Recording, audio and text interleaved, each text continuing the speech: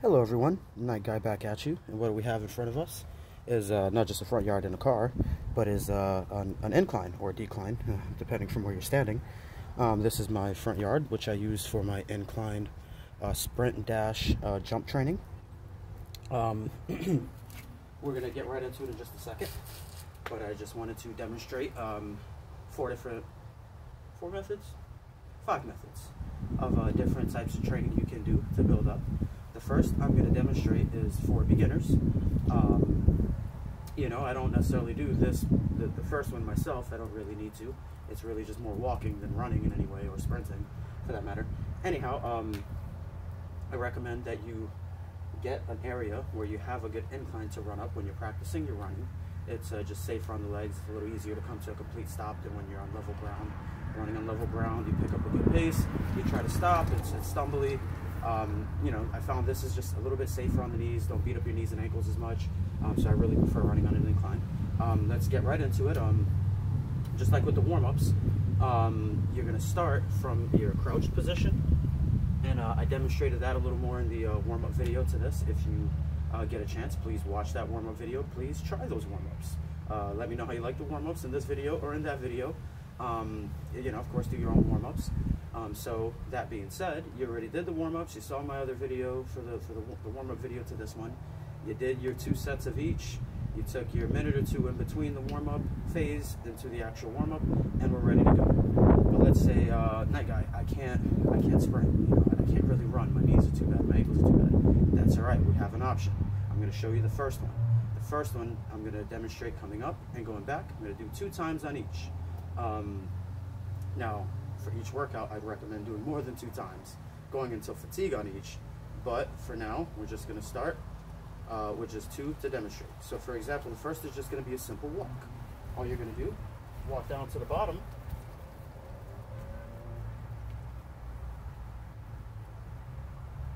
You begin in your crouch position, explode up, and power walk it up to the top. Give me a good pick, swing those arms. Then we turn around, we walk back down.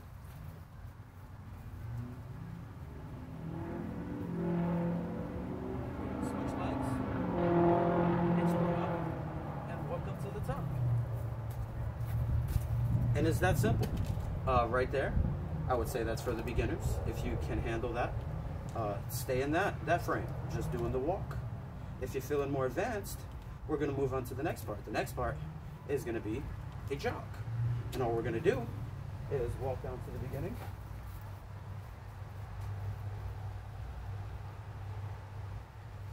Start from the bottom position. Explode up. And give me a healthy jog to the top. And then walk it up back to the bottom.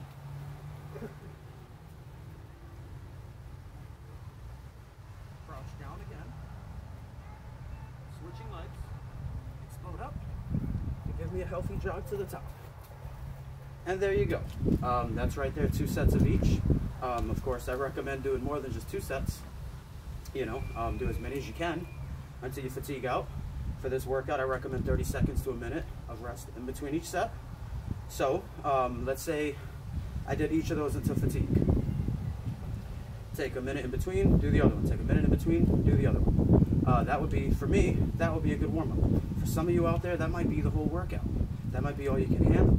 And that's all right. The wind is a little crazy out here. Don't want to lose my camera. That's okay. It's all right. If, you can't really do the run, if you can't really do the jog, that's all right. Go ahead and go back to the walk. I'm going to demonstrate in a second ways you could combine them. But for the next workout, for those more advanced, the way I like to start this workout is actually with a sprint. And all you do is you start from the bottom, just like we did the other 2 times. Instead of jogging or power walking to the top, you're going to sprint. You're going to explode out of there and push as hard and fast as you can. Let me demonstrate.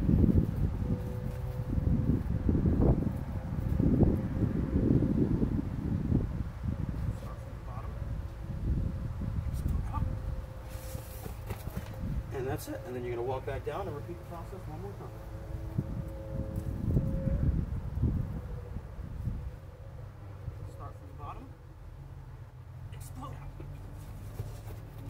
All right. So that was a demonstration of the sprint. Let's say, once again, night guy, I can't sprint. Take it a step down, do the jog, do the walk. Start with the sprint. If the sprint starts hurting you, you just can't handle it, go ahead and lower the intensity. Bring it back down to the jog, back down to the walk. That way you're still training. It's always important to still train. You know, just make sure to try to get that explosiveness out of the walk, out of the jog, especially when you're starting from the crouch position. Get that initial explosive jolt, then carry yourself through the rest of it, walk back down and repeat.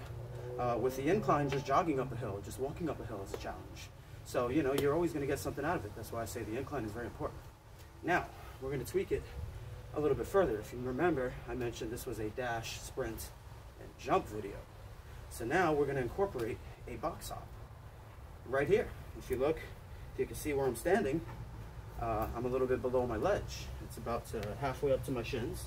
From what I've seen, they recommend about 40 inches as a good level for a box jump. But I'm still kind of a beginner, and some of you out there may be beginners as well. So, you know, we're just going to go with this. Once again, refer to my last video. I demonstrated some of the forms for a box jump in the warm-up video. Now I'm going to demonstrate it in practice, comboed with a sprint. So, you know, it's going to be quite a challenge. Let's show you how it's done. Bring yourself to the bottom.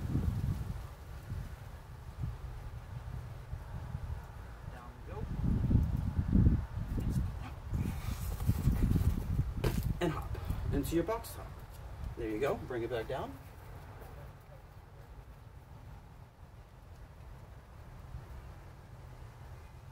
Crouch down again. And slow down. And jump. Be very careful to gauge your distance incorrectly when you do the jump. You know, you don't want to come crashing into someone or crashing into anything or just fall over. Not only is it embarrassing, but you can really hurt yourself or someone else. So that was the sprint with the jump. Once again, you can't handle the sprint. Just give me a walk. Just give me the jog. If you can handle the jump part, just do the other options. Just do the sprint, the walk, and the jog. Call it there. Repeat those again and again, and that's your workout. But for more advanced people, let's incorporate the jump. Let's say I can only walk jump. Let's say I can only jog jump. That's all right. That's what we're going to do. I'll demonstrate real fast.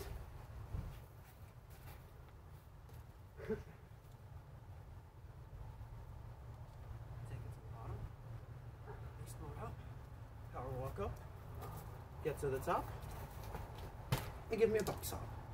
And then you walk back down. Now I'm going to demonstrate it with the jog.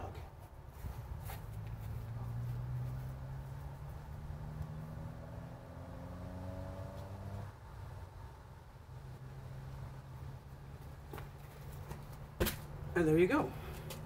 And that's it. You know, we've lowered the intensity, but kept some intensity. Kept the dynamic portion of the workout in. That's most important. You know, always important to keep training.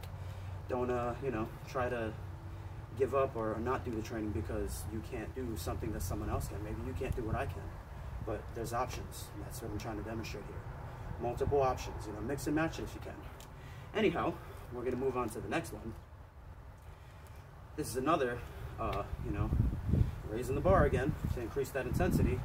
All we're going to do now is we're going to do the sprint into the box hop into a depth jump. In my warm-up video, again, I demonstrated, in the previous warm-up video for this workout, I demonstrated the depth jump. Now I'm going to show it in some practice. Let's do it.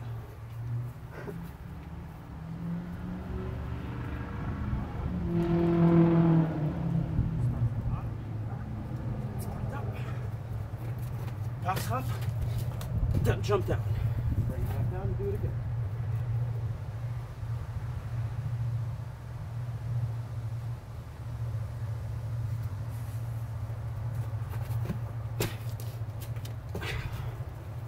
One more time.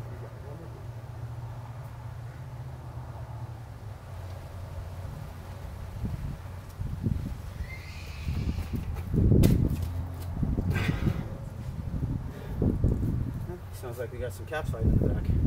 That's no good. Either way, that's pretty much the workout there. You know, if you're like me, once you're getting here, you're starting to feel the fatigue. Remember, I'm just doing some demonstrations.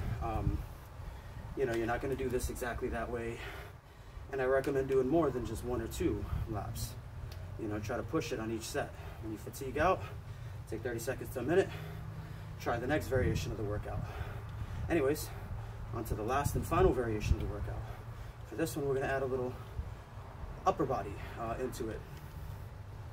One of the things I found with running, sprinting, you know, getting that good dash, it's crucially important to pump your arms to get a good, you know, sprint going. So we're gonna focus a little more just on that portion. So what we're gonna do, start from the beginning, box jump, stay in place in the box jump, in the squatted position, pump our arms, step, jump back down, and repeat the process. Let me show you how it's done.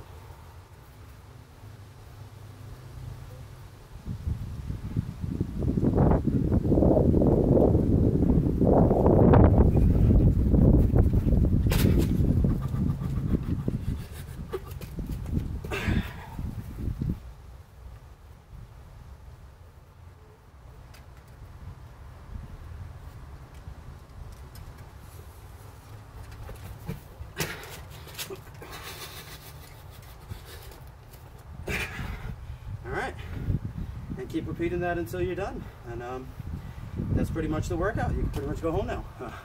No, just kidding. Like I mentioned, you know, especially that last part, you can't do the depth jump. Don't add the depth jump, just do the hop. You can't do the hop, focus on the sprinting, the walking, and the jogging. You can't focus on the sprinting, just the jogging and the walking. You can't jog, just walk. For example, here, you find yourself having a hard time hopping onto the ledge or a more elevated platform. Lower the platform, for starters. They say 40 inches is the best, but it doesn't have to be. We can all get some benefits and gains, you know, starting anywhere, 3 inches, you know. Or it just maybe off a level ground, you know. I could do a box hop right here and a depth jump, you know.